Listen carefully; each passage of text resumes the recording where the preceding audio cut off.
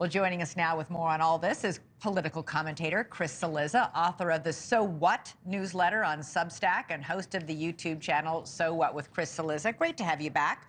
All right, you say one thing's almost certain. Hello, Elizabeth. And what you say, this is almost certain about the outcome tomorrow, is that the polls will almost certainly be wrong. The question is how they are wrong. What do you mean by that? Yep. Okay, so I love that you said that you mentioned the word science in your intro talking about polling, because I think that's the biggest mistake people make. They think that it's like a math equation, X plus Y equals Z. It's not really. You know, it's what you put in produces what you get out, and what you put in varies by pollster. So I just think if you see a poll and it says, let's say a poll in Wisconsin that says Kamala Harris 49, Donald Trump 48, that just means it's tied.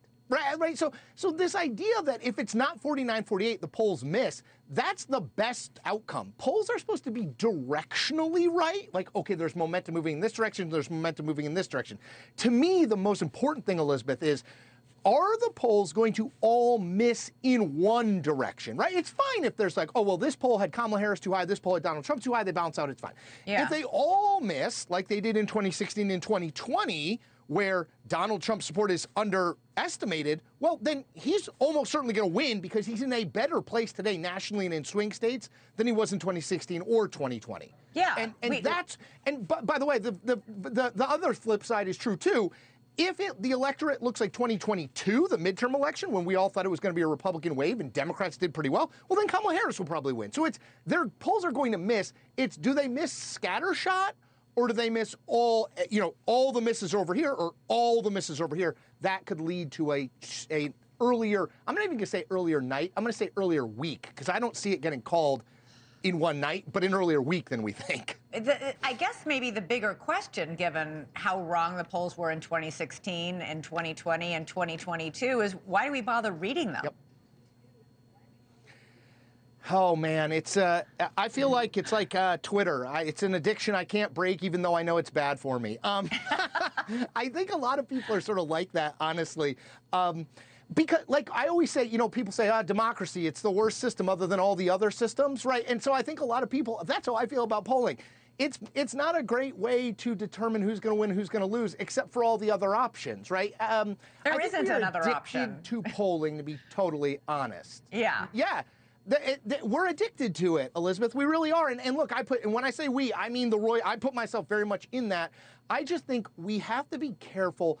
Don't just find a poll that reinforces what you want to believe to be true and decide that one's right. And the thing that says what you don't want to be true, that one's wrong. You mentioned the Iowa poll. Look, I think Donald Trump's going to win Iowa. But I also know that Ann Selzer, who did that poll, is a really good pollster in Iowa. So I'm going to say, okay, like, it could be a canary in a coal mine, or it could be an outlier. The truth is, if we're being honest with the public, we just don't know, and that's okay.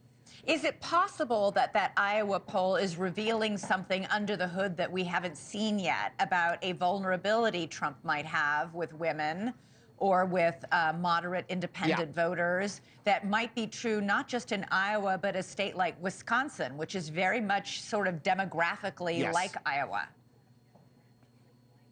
Yes, of course, absolutely. If I was Donald Trump and I saw that poll, I would be concerned. I wouldn't panic, but I would be concerned. Credible pollster shows Kamala Harris winning women, and particularly older white women. That's a group in Michigan that matters, in Pennsylvania that matters, in Wisconsin that matters. By the way, that also matters in Georgia, North Carolina, Arizona, and Nevada as well, maybe a little bit less. But yeah, I mean, I think you take all the data in. The first guy I ever worked for in politics was a guy named Charlie Cook. He ran a prediction handicapping website and newsletter.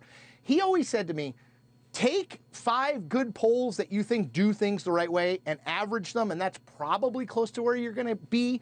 Don't just take one poll and say, oh, well, this one's right. And I try to remember that, Elizabeth, although now there are so many polls, it's hard to know. We have more data than we've ever had before, and yet I think we have less clarity, which is not necessarily polling's fault. It might be sort of how we have weaponized and use polling to make partisan points. So thanks so much for watching. Go to joinnn.com to find NewsNation on your television provider. And don't forget to click the red subscribe button below to get more of NewsNation's fact-driven, unbiased coverage.